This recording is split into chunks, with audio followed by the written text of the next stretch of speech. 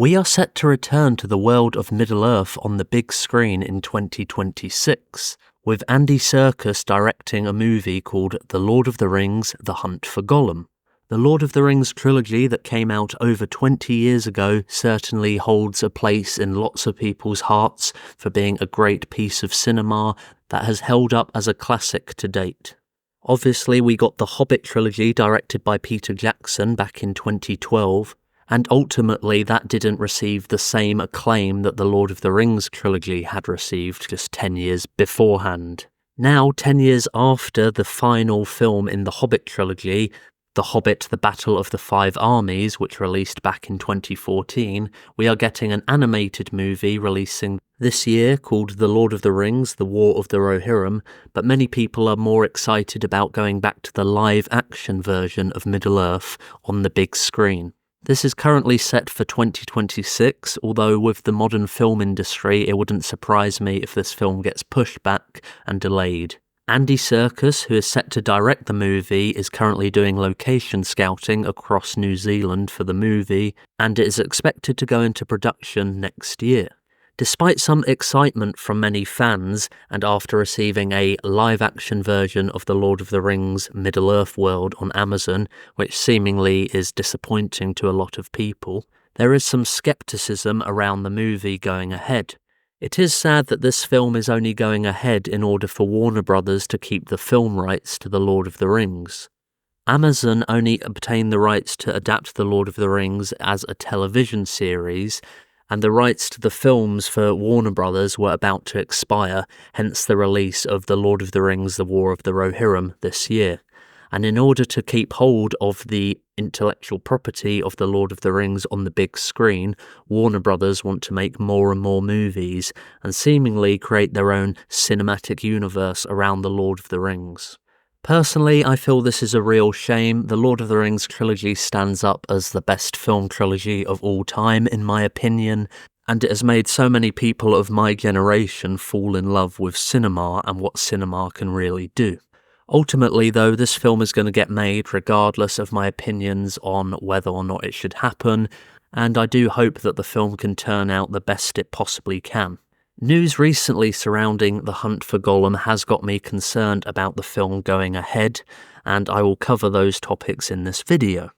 First of all, it has been revealed that Andy Serkis and Peter Jackson, who is producing the film, are seeking out the original cast members to reprise their roles. Obviously, with Andy Serkis portraying Gollum, that doesn't really matter considering the character is brought to life through animation and motion capture, so that isn't really a concern of an actor reprising the role. The story of The Hunt for Gollum is seemingly taken from Gollum seeking the ring after Bilbo has taken it, his escape from Mordor after seeking out the ring across the lands of Middle-earth, and eventually him catching up with the Fellowship of the Ring in the mines of Moria. And this story is going to probably feature Aragorn in a prominent role. And because of this, it appears they are going to seek out Viggo Mortensen to reprise the role after having played Aragorn over 21 years ago.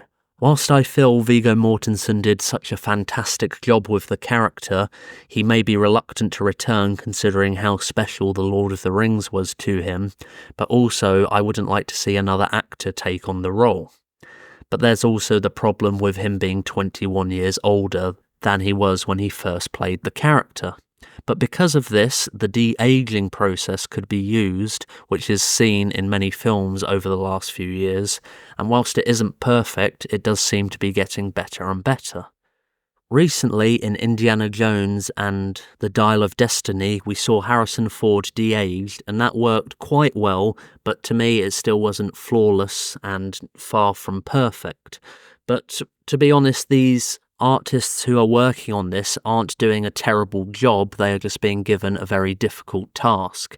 And to replicate how someone looked many years ago is very, very difficult. We've seen dead actors brought back to life through this technique. Most notably, we saw Peter Cushing be brought back to life for Rogue One, a Star Wars story. And then more recently, in Alien Romulus, we saw Ian Holm brought back to life for the character of Rook. But if you look at some of the de-aging done in X-Men The Last Stand, which saw Patrick Stewart and Ian McKellen play younger versions of Charles Xavier and Eric Langshire, you can see massive strides forward in the de-aging process, and I do hope that Weta Workshop and the Weta Studio people who work on The Lord of the Rings can make this the best they possibly can.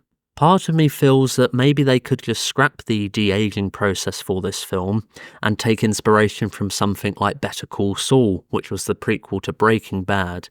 A lot of the characters were much older when they returned to the series, but no de-aging was done, and maybe because the writing was so strong and the acting was so good, we kind of suspended our disbelief at these characters looking older than they were in the Breaking Bad series. However, considering that was a smaller period of time after Breaking Bad, and considering a far over 20-year gap between the filming of The Lord of the Rings and The Lord of the Rings The Hunt for Gollum is far more substantial, so maybe some de-aging will be needed, but maybe they shouldn't go overboard on this to try and make this film as authentic as possible without taking the audience out of the experience. I feel it's going to be very difficult to see Viggo Mortensen, considering how he looks now, playing the role of a younger Aragorn. I think that will throw a lot of people off, and it's just the nature of getting older. It's not a dig that he's an older actor now. We can point out the fact that Viggo Mortensen is now older than Ian McKellen was when he first played the role of Gandalf. He doesn't look as good as he did when he played the role back in the early 2000s. I am curious to how the de-aging process will work or whether they'll use it at all, and I do want to hear your opinions on should they go for the route of doing de-aging and kind of maybe create this synthetic look which might take people out of the movie, or do they just ignore it completely and have the older actors looking a lot older than these characters should be being a distraction. It won't matter so much for someone like Ian McKellen, who is an older actor, and Gandalf is always been viewed as an old man. I feel like that is something they can get away with. But with Viggo Mortensen playing a younger Aragorn, I feel that's going to be very distracting. So maybe they do go and recast the role, as I do personally think Viggo Mortensen may be reluctant to return. But one of the ways they could fix this problem is just do an animated movie. We are getting The War of the Rohirrim, which is an animated movie this year, and if that is successful, maybe they scrap the idea of doing live action and just do an animated film. I would personally like to see a more photorealistic interpretation of Middle-earth rather than the anime style that we're getting for The War of the Rohirrim.